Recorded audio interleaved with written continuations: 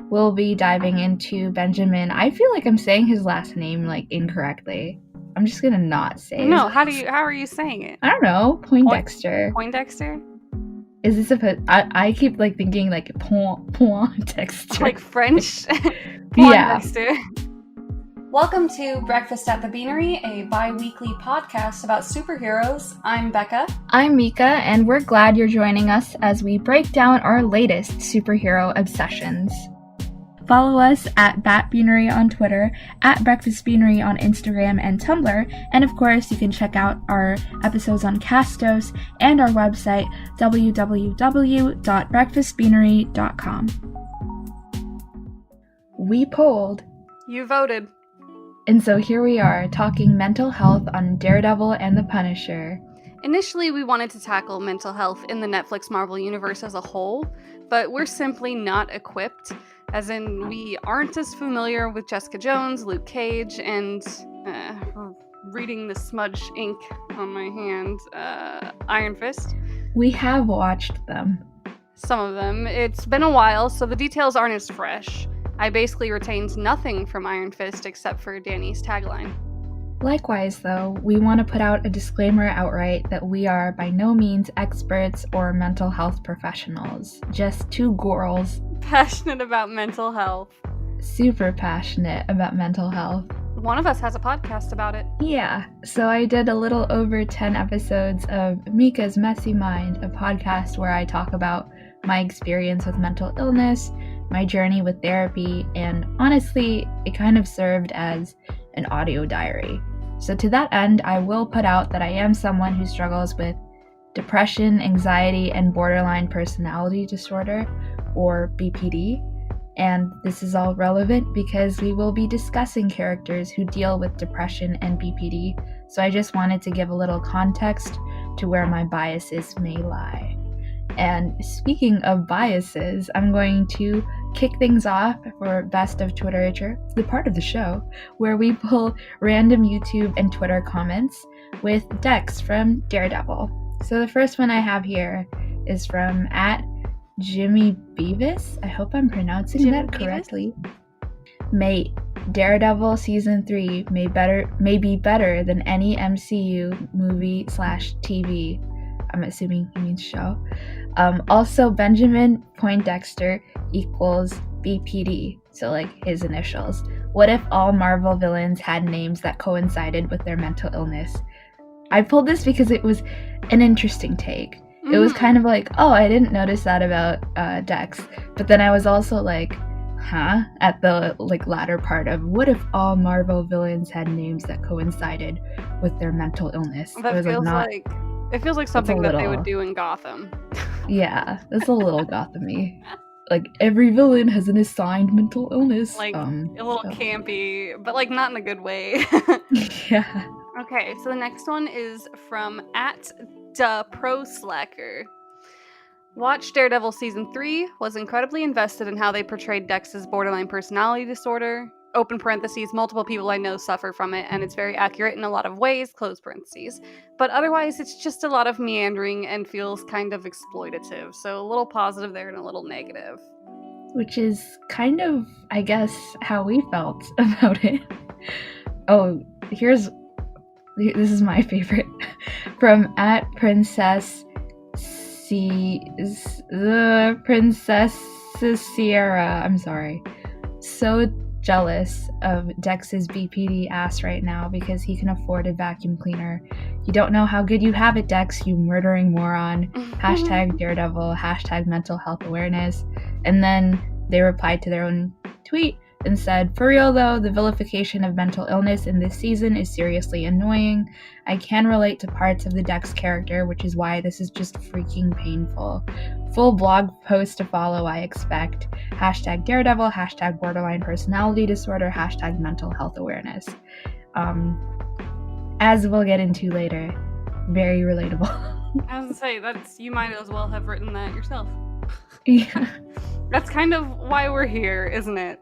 So I think that character and Billy Russo, who we've pulled a few tweets from, I think we only did Twitter this time, are both big reasons that we were interested in doing this episode anyway. So the next one is about Billy and Krista's relationship in season 2 of The Punisher.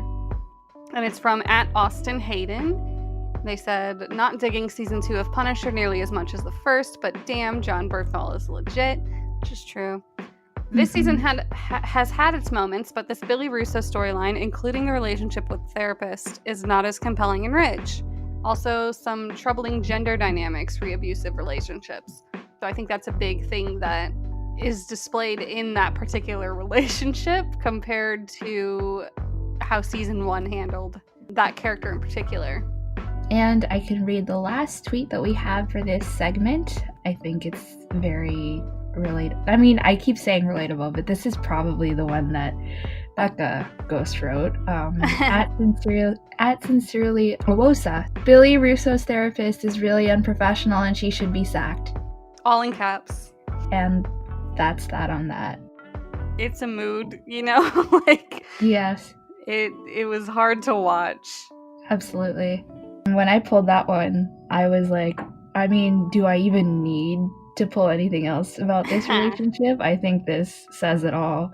But if you are interested in the other tweets I found, I will be putting together a little montage at the end of this video / episode.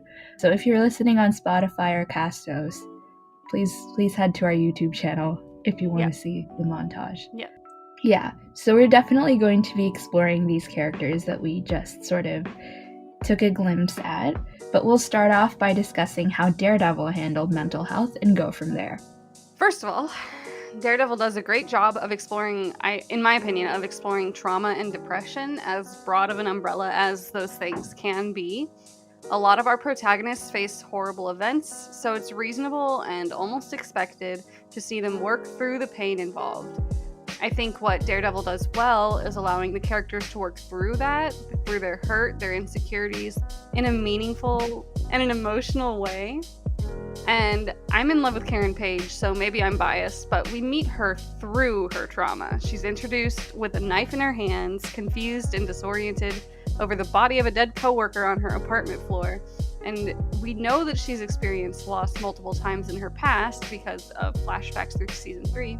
So we know that, she's lonely, she's disconnected from her family, and she carries a lot of blame. So this kind of event would weigh tremendously heavy on her heart. We get to see a little bit of this, of her healing through her friendships with Matt and Foggy. And it's subtle, so it's not really in your face or kind of like exploiting her emotions, in my opinion, which makes moments like her fight with Wesley more impactful. There's a nice build with that character.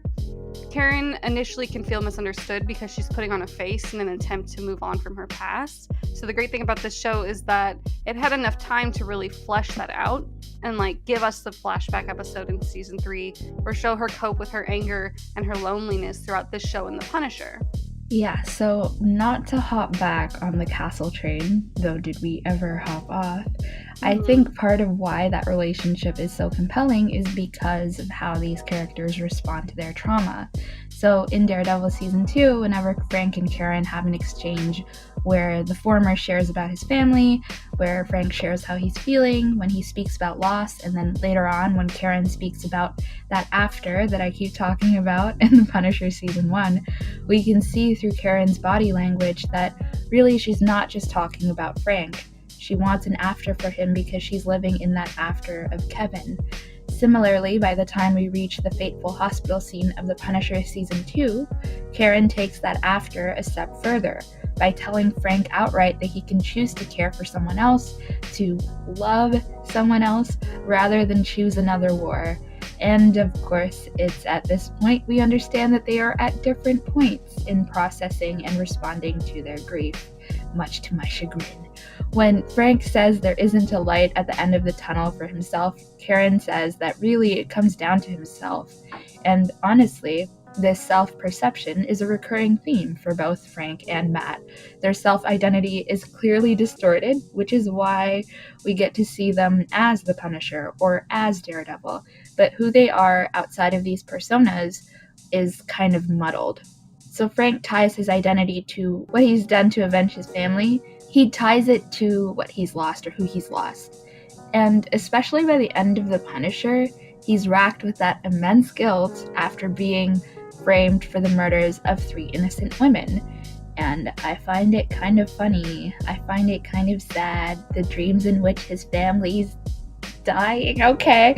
I thought it was interesting that Frank is so averse to disrespecting veterans with PTSD in Daredevil Season 2, all the while clearly bypassing his own mental health struggles in both Daredevil and especially in The Punisher.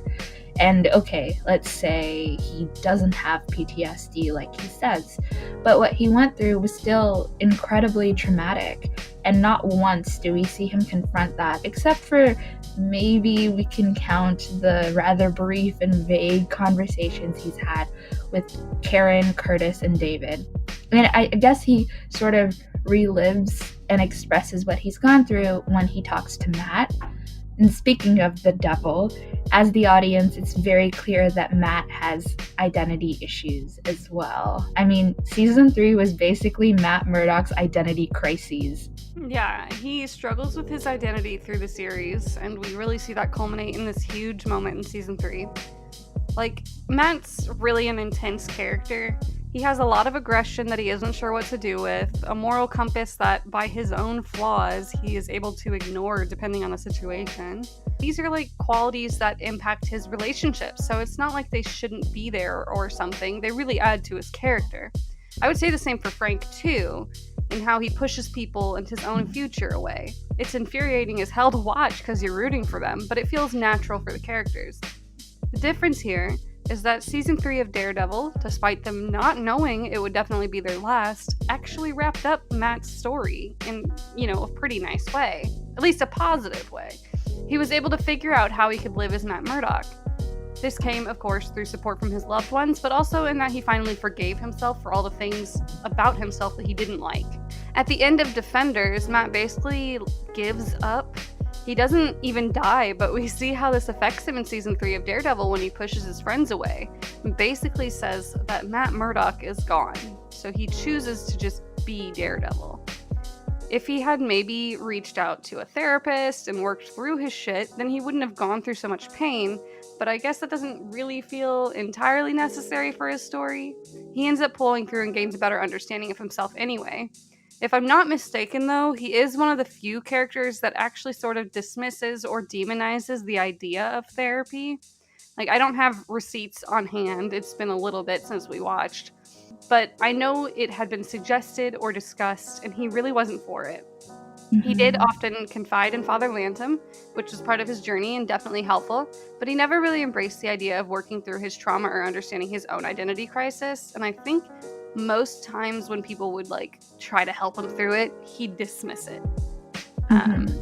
This still works for his character, but if he was never really going to approach the idea of therapy, then they never really needed to toss it out there.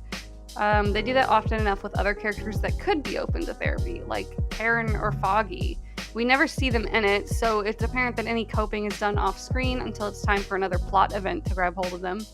I still think this was handled all right with Matt and Karen by the end of Season 3, but characters like Foggy don't really get much attention to their issues outside of a few vent sessions. Obviously, no one's signed up for sitting with the characters through countless therapy sessions, which I say that, but there are some shows where they handle that really well. What's that show we watched on Netflix with the young girl? Never Have I Ever? Never Have I Ever. I always forget the title of it. They did that one really well, where she's going through therapy. So, but that's not necessarily why we're here with the superhero shows. But it wouldn't hurt to represent a positive approach to dealing with trauma, even just as simple as offhandedly mentioning therapy or a session within which they learned something, and actually calling it therapy and not one of the many ways that they avoid that. Oh my god, yeah. I also agree with you in that Matt doesn't need to go to therapy necessarily, but yeah, what purpose does it serve for therapy to be brought up and then immediately shut down? Wow. I just got war flashbacks to Gotham. On that note, I also think that Frank doesn't necessarily need to be in therapy for half a season, but even one scene would have been enough. And come to think of it, I feel that if they had shown therapy in a positive light, for other characters like you said, Karen or Foggy, or even dove more into Curtis and his own journey as someone who leads group sessions, I think it would even underscore the points that they may have been trying to make with Matt and Frank. Right. It would have shown a contrast in how they approach these issues, and it really would have cemented that they have this need to act as a hero or Punisher or what have you. And obviously that wasn't the case. But you know who did get to be seen in therapy, though? The villains. The villains. So in these two shows, we've seen two significant representations of therapy. And to start, we'll be diving into Benjamin. I feel like I'm saying his last name like incorrectly. I'm just gonna not say. No, how are you saying it? I don't know. Poindexter. Poindexter? Is this supposed? I keep like thinking like Poindexter. Like French. Yeah, but maybe that's just because I don't know. Yeah, I don't think that's right either. But I'm also like, damn it. Okay, whatever. Poindexter? We're going to be diving into Benjamin Poindexter, aka Bullseye, aka Dex, because there's no way I'm going to be calling him Bullseye. I'm sorry. Even I have standards. Hey, we have to start somewhere. Yes. Okay, so I guess to give a recap, we're sort of supposed to be led astray or misled in the beginning of season 3 with Dex. Basically, they paint him as someone supposedly very stable. In a professionally mandated check-in for his mental health, he talks about his support system, Julie. Then, of course, as the plot unravels, we understand that Dex doesn't actually have much of a relationship with this Julie, beyond having worked at a suicide hotline together a few years prior. Oh, also, he stalks her, which is why he can speak to a lot of details surrounding her, like her favorite pizza toppings. And later, when Fisk is being Fisk and finding out what makes the FBI tick, he gets a hold of a box of cassette tapes, which essentially hold all the information he could ever have on Dex because they are audio recordings of his therapy sessions from when he was a child. So from childhood until, let's say, late adolescence, Dex was seeing a therapist named Dr. Eileen Mercer. And the interesting note here is that unlike Billy, who we'll get into in a moment, Daredevil actually shows us through Mercer's notes what his possible diagnoses are. So we see her write borderline personality disorder, sorry, it's the T again, and psychopathic tendencies. So the reason this can matter is because it gives the audience a quick understanding of what kind of character we're getting to know by removing any vague implications. With Billy, we don't actually really know what he might be diagnosed with. We're meant to shape his personality through what other people say about him, which leads us to the positively and yet sometimes negatively vague idea of his motivations that we've mentioned in previous episodes. Mm-hmm. It also allows viewers of the show to recognize and understand when a character might be representing their own real world, like the audience's diagnosis. I think the fact that Dr. Mercer writes psychopathic tendencies is important for us to understand, not just on a surface level, but overall, because it's an introductory assumption about what kind of person he is. I'm not an expert with psychopathy or ASPD, which is antisocial personality disorder, but what I have seen suggests generally that there isn't typically a motivation to be morally good in real-world cases. Dex stands apart from a character like, say, Kilgrave from Jessica Jones, because he actively pursues or attempts empathy outside of simply just getting by in public. He crosses several lines with Julie, but there's this idea that he's actually sincere about wanting to be like her and share in her empathy and kindness. This could be a misunderstanding on the writer's part, or my part even, or it could be a complex approach to how a character like Dex might address his own personality. Yeah. And on the other hand, I have more of a Greek salad in my heart about Dex's BPD symptoms. That is, I have very mixed feelings about them. I remember that had to slide in a food joke in there because I realized we didn't really talk about our snacks or anything. I'm having coffee. There you go. There you go. That's our little... We're still at the Beanery. Okay. So I remember that watching the Dex-centric episode was actually quite a surreal and upsetting experience for me because I wasn't anticipating it.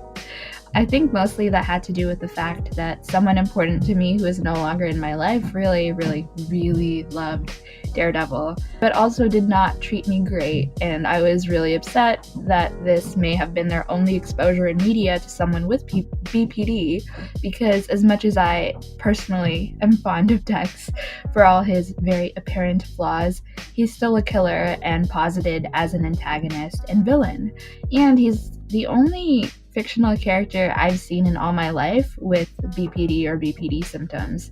So that's neat-ish. There were some symptoms that they really did nail, at least in my experience. Particularly whenever Dex seemed to get overwhelmed, there was this buzzing sound that grew and grew, and if I ever had to describe what it's like to be slammed by the emotional intensity that comes with BPD, which is often also called emotionally unstable personality disorder, it would be eerily similar to that. And whenever I feel that burst of anger or hurt, it does sort off as kind of simmering, so they kind of like built that off really well. Kind of like a black scribble intensifying on the stick body that is me, only for the scribble to eventually take over. So yeah, I thought artistically that was pretty accurate. Plus, when it came to his feeling abandoned or slighted by Julie or Ray or even his baseball coach, you could really feel the shame just emanating from him, and I felt very seen by that. Side note, Wilson Bethel did great, and he deserves more credit for this particular performance. But anyway, here's where my fears and concerns and all that fun stuff lie. The whole murdering thing. If you aren't already aware, BPD is a very, very stigmatized disorder. Often people with BPD are alienated by people in their lives, and even some in the mental health community. That is, some of us with this disorder are downright turned away simply for having BPD, and those with BPD are painted as monsters, or sometimes as being incapable of having long-lasting and healthy relationships. I should know because I've been painted that way, and I've seen the discourse, quote unquote, online. So with that in mind, let's get back to Dex. Here we have a character who struggles with this intense fear of abandonment, whose emotions can come in strong flashes, and who, unfortunately, kills people. And yeah, we might know or understand that Dex's killing might not necessarily be like a direct correlation with his BPD, or like it's like a total cause and effect thing. But because media is, like, you know, subjective, and because the show sort of left that up for interpretation, who's to say that someone didn't walk away from the show thinking that if an individual has BPD and their symptoms flare, that they'll kill somebody? Yeah, the thing is, his psychopathic tendencies, in quotes, absolutely ties in with his BPD, right? They have to work together because they're part of him. And because those are the only two diagnoses we get a glimpse at, even if they are only her first read on him, we have to conclude narratively that those mean something and that they stand relevant. Otherwise, they wouldn't have shown it to us. Yes. So if the psychopathy plays into him murdering people when he spirals away from his support system, then unfortunately the BPD gets lumped in too. So you're totally right that it only further stigmatizes it, even if it was great to see a character explicitly diagnosed with BPD. It's also a little unfortunate because with this representing one of a few instances of recurring therapy in these shows, the process is delegitimized because he starts out seeking therapy, finding something positive in it, and then he's forced to abandon it. Ugh, yeah, my little heart is breaking all over again for him. So to that point, when Dex loses every pillar of support he has, and though we issued a content warning at the start of this episode, I'm going to issue one now again for suicide. He's seemingly left with no other option, and he is literally about to end his life when Fisk swoops in. And the rage is filling me again now. I'm angry because while this is technically accurate, since 7 out of 10 people diagnosed with BPD die by suicide, it's just, I don't know, super upsetting. That's it. That's all I have to say to that. Like, it's super fucking upsetting. Yeah, it was really hard to sit through that episode. I'm really tired of seeing suicide expressed in these shows as like something casual to get over too, or even when it's a villain and like a hero doesn't care. Like, let me tell Yeah. you something, Matt wouldn't care. So Oh my it's god. hard to root for that, right? It can be argued that Matt and Frank are suicidal. I don't even know why I said argued, because they are, but there's not typically a drive to push them to something better, and to that point, nobody really calls it what it is. Yes. I think we see a little bit more pushback with Matt because his friends are so reasonably upset to see him like that low on himself, especially in season 3, obviously. Right. Curtis kind of plays a little bit of a role like that for Frank, but I don't think he's actually that, like, he doesn't lean into it as much as he could. Because he very much still just supports Frank as he is. Basically, in season 3, Matt kind of quote-unquote gets better, right? But when it's good, it's kind of like not acknowledged anymore that he was suicidal. Like, you can talk about it. Yeah. Like, don't use it as some big scary moment and then drop it.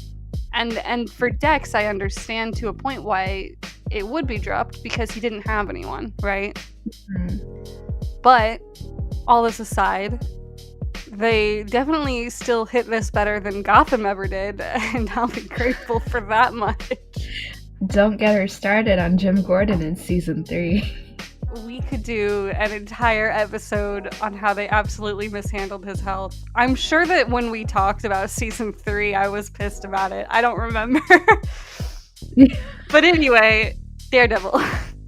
Yes. In this way, Daredevil represented some elements accurately, but may also have caused some serious harm with regards to that stigmatization. As you said, the process of accessing mental health support is delegitimate. Oh my god, the freaking tease. Side note, I don't think this was actually like featured in any of the previous episodes. I struggle with the T's, like multiple sounds, which is, oh god, here's another word. It's definitely apparent in drumroll. I don't know if you can hear that. I'm gonna try to drumroll loudly. Sorry. The Punisher. Do we have to talk about them? We have to. To contrast Dex, the only character to be seen in therapy, and I'm going to make a note here, therapy as in like with a licensed therapist and not a counselor, because like we do have Curtis and we do see Lewis, for example, with Curtis. The only other character that goes to a licensed therapist in these two shows is Billy Russo. So the Punisher overall handles therapy and the idea of it very poorly. So we're already not off to a great start. We're set up with the counseling, which is not bad for the record, but it is a group counseling session. And I think if you asked Curtis, he wouldn't say that he's a licensed therapist. Yeah. I'm pretty sure that's not ever explicitly stated. I could be wrong, but it is a little different. And group therapy gets a different result than individualized therapy. Aside from that, the characters regularly dismiss the idea of therapy. And so naturally, the only time we see a therapist is when she's mandated to help Billy after he's hospitalized. Unlike Dex, he didn't go when he was younger. At least we have no implication that he did. It seems like with all of the stuff that he dealt with when he was a kid, he kind of handled it on his own and or went to the military to deal with it, which is something that actually happens for a lot of people. Also, I know Dex didn't choose to go to therapy either. He was also mandated a therapist when he was younger, but it was early on. So if he had seen a therapist when he was younger, then maybe things would have ended up a little different, but because he's the villain of the story, we understand why he didn't.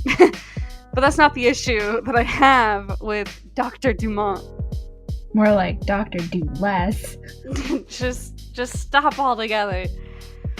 I know I mentioned in a previous episode that I was kind of like excited when I first saw Krista because Yeah. I have a BS in psychology, and I know a lot of people in my life often talk about psychology and philosophy and, human behavior and self-reflection.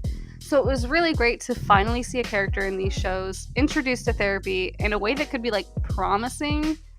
Like, there's a good conflict there if Billy starts to be quote unquote a good person, you know what I mean? I know he's a villain, but he was humanized in this really complex way that sometimes you just wanted to root for him, or like not necessarily root for him, but just you wanted him to like stop messing up. Like, stop hurting people, maybe. At least get him to a point where he could like really even address his actions. It's the same reason that Frank doesn't actually kill him off, right? Like, he wants him to face what he's done. So therapy, in a less menacing way, can be a great storytelling tool that both pushes a character forward and represents something positive through the process. But we didn't get that. We definitely did not. Krista started out very promising. She was calm and collected, more than I could ever be in practice, and knew what she was talking about.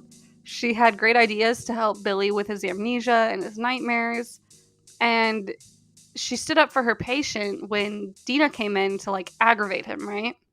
I felt that these were solid qualities for someone who must be as accomplished as she is to take on a character like Billy. I didn't even break when he held her hostage as he left the hospital, or when she let him stay at her house. Like, that is decent storytelling and puts her in a very difficult position. And we see Krista consider her options as far as like calling the police or taking care of her patient. And that's all pretty fair, I think, for this kind of show. I feel like it would have made a little more sense for her to take more care for her own safety. But in any case, the biggest turning point was, of course, when Billy takes their relationship to a weird romantic level, if you can say romantic. It went from her like rejecting it vehemently at the end of one episode, which was hard enough to watch on its own, to her like immediately being weirdly okay with it. And I mean, I don't know as much as I could about like Stockholm Syndrome or any other behavioral changes for self-preservation, but it didn't feel like a thoughtful example of her adapting to her situation. It felt more like a perversion of the practice for shock value. Yeah, I remember at the time that the cast, or at least Floriana and Ben, spoke of Billy and Krista as the I might throw up in my mouth central love story for season 2, and they sort of praised it for being this expression of Billy's complexity. I vehemently disagree. It not only perverted the practice, but it fetishized Krista and completely discredited her.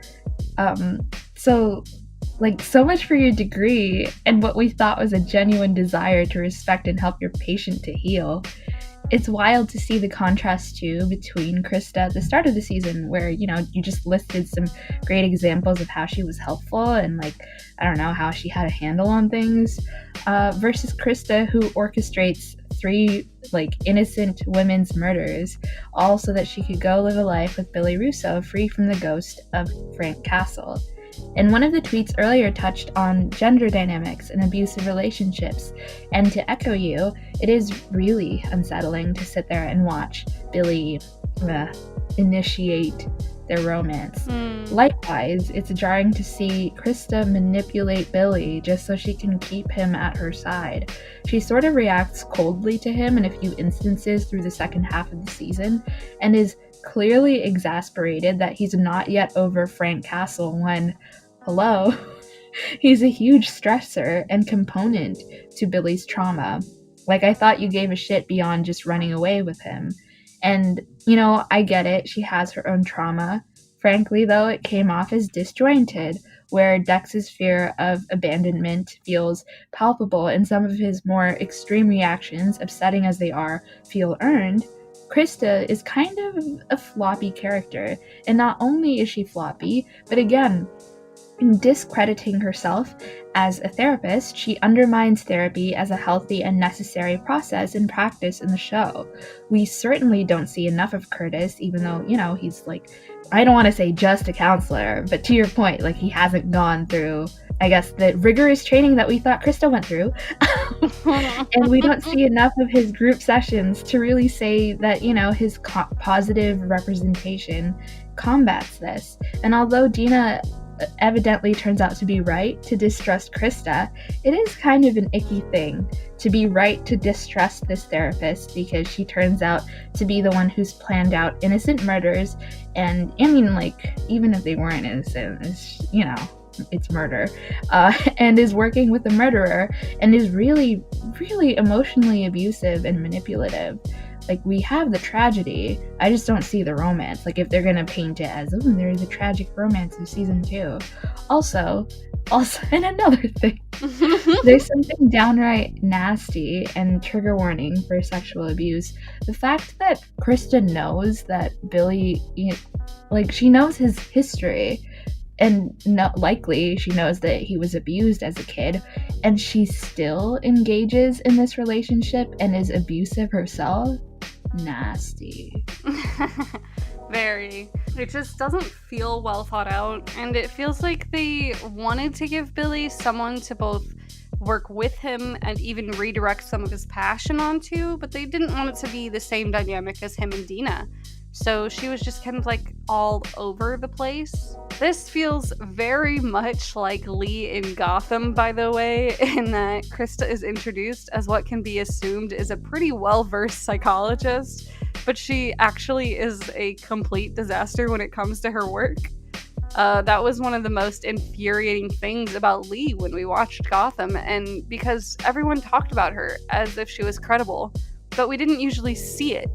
So Krista is talked about and represented as a knowledgeable psychologist, but often it just felt like she was psychoanalyzing to psychoanalyze and couldn't hold a conversation with anyone without manipulating something out of them.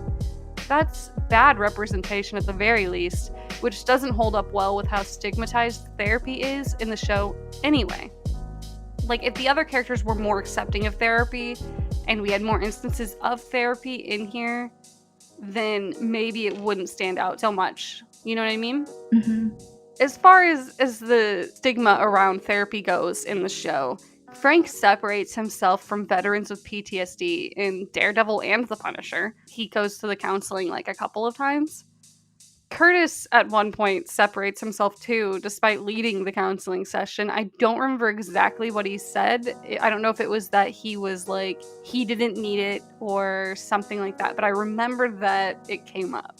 And Dina vehemently opposes the idea of therapy, almost to a point where it's like, yeah, we get it. Therapy's bad. Like, we've touched on that a little in the past, but if there was ever a protagonist that would benefit from therapy in a meaningful way on screen, it's Dina fucking Madani.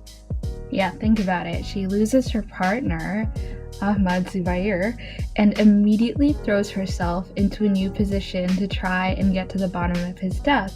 Then within a short span of, let's say, a few months, because I'm assuming that's how long Punisher Season 1 took, she loses her new partner, Sam Stein.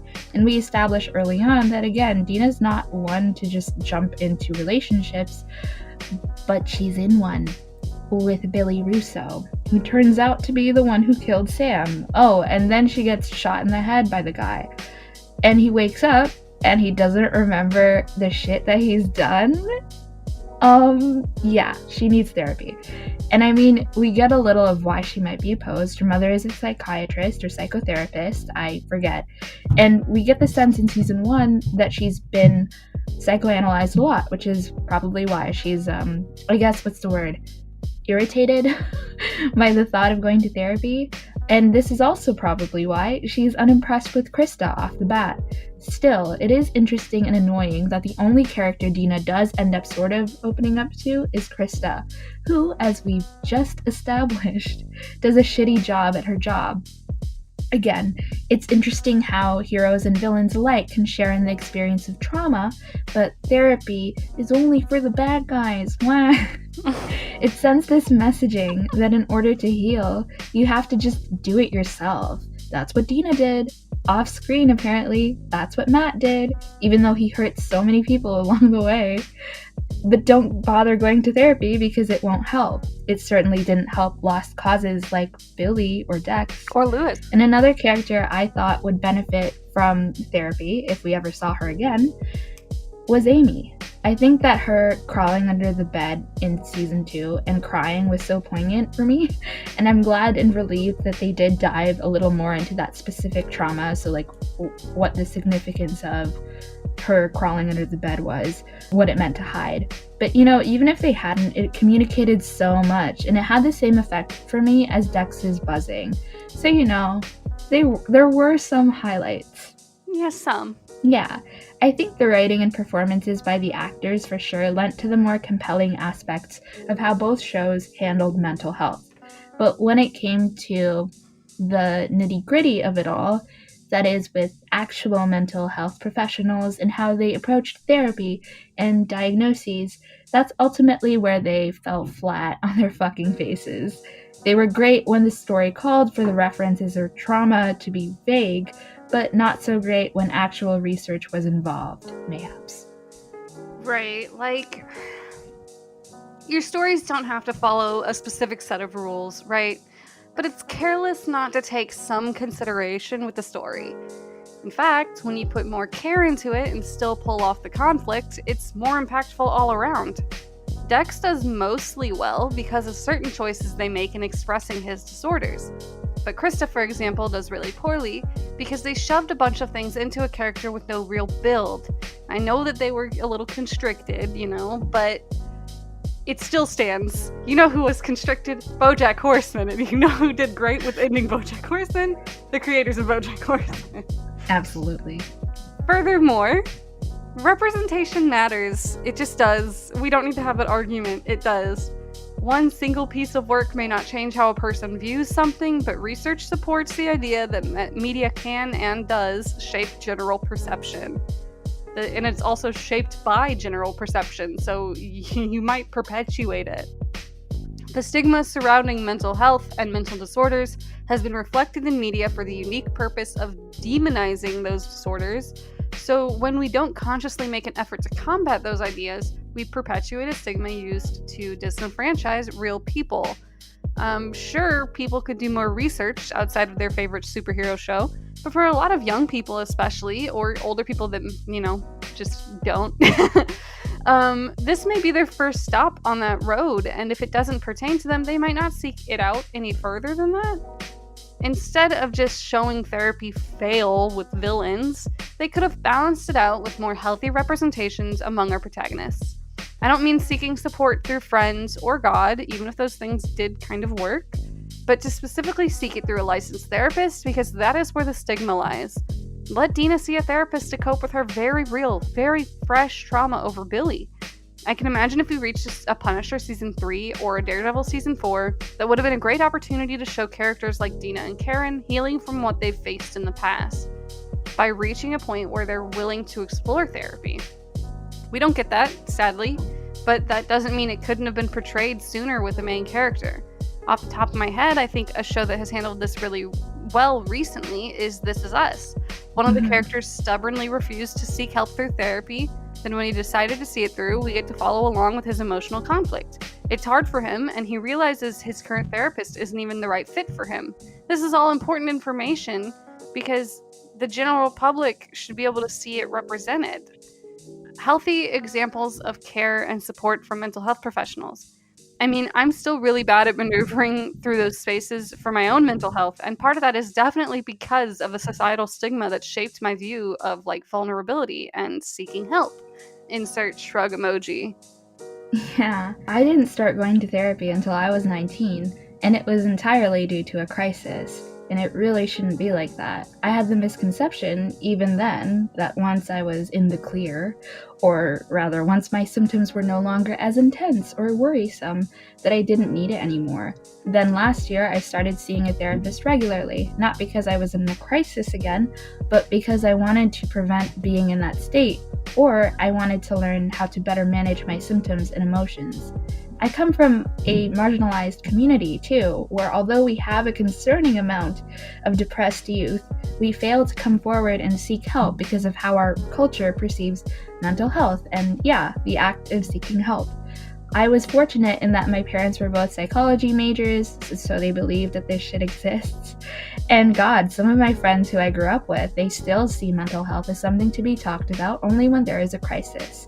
Not only that, but mental health support is not as accessible because it's just not as affordable because it doesn't receive as much funding.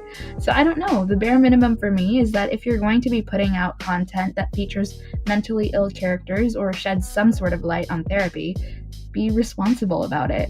You don't know who your audience is and how they might take that. We know already that these shows have an impact too. It can be done. I mean, Becca just said that it's being done. Also, don't make it so that there's some sort of dichotomy between good and bad characters where, only the bad characters go to Arkham Asylum or seek therapy. Also, don't fetishize therapists. It's hard work as it is to find one that's the right fit, and I feel like that's just, again, asking for the bare minimum. In any case, do better, guys. That's the general guise of the public that write stories. Again, I definitely think that as far as characters coping with trauma or conflict or their own depression go, we get to see it, especially in Daredevil, in a pretty well thought out way. They take their time with main characters at least, and at times the vagueness about their struggles can work through the story. It can be really compelling to read into a situation or see without words so much as actions how a character is coping or trying to take care of themselves. So imagine just how much more compelling it would be when all of those aspects are handled better. Obviously, for us, it's not exactly so bad we're turned away. Okay, maybe for the Punisher season 2, because it was so hard to get through that. But that doesn't mean it doesn't matter. I sat through the last season of Game of Thrones out of stubbornness, so that really has nothing to do with the show itself. It was bad. The last season was very bad. Extremely bad, incredibly upsetting. In any case, thank you for listening to us rant and ramble about what was extremely bad and incredibly upsetting for us. I hope it wasn't Game of Thrones bad listening to us. A girl can dream. 2 girls can dream. So stay up to date with what we're doing by following our socials. We're on Twitter at @Beanery, Instagram at BreakfastBeanery, breakfastbeanery.tumblr.com, and breakfastbeanery.com. We also have something of an announcement. Yeah, so initially we planned to extend this series through the holidays. We had plenty of episodes planned out, but we were thinking about our current interests and what we wanted to do with the future of this podcast.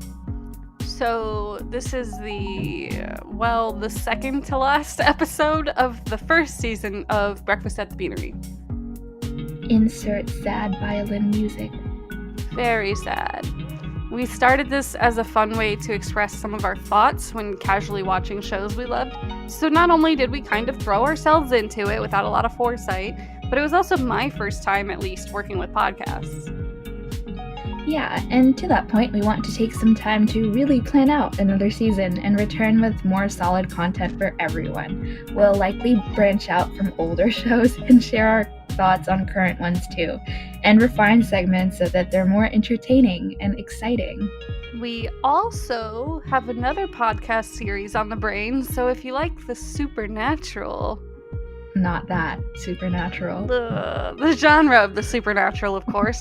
We've talked a little bit about the Vampire Diaries on this show, and we decided to explore a little more of worlds like that in the future. So keep an eye out on our socials, and especially the website, breakfastbeanery.com, for future shows and updates, and also just subscribe to us on YouTube. Yes, please. You'll see more there. Yes. We really appreciate all of the love you've given to us during these last 9 episodes. And we hope that you'll be excited to join us more in the future when we cover more super stories. Maybe even with a new look. Something that pops. We're figuring it out. Thank you again for joining us today. We'll see you next time for a special episode to round off the season. Until then, take care and be well.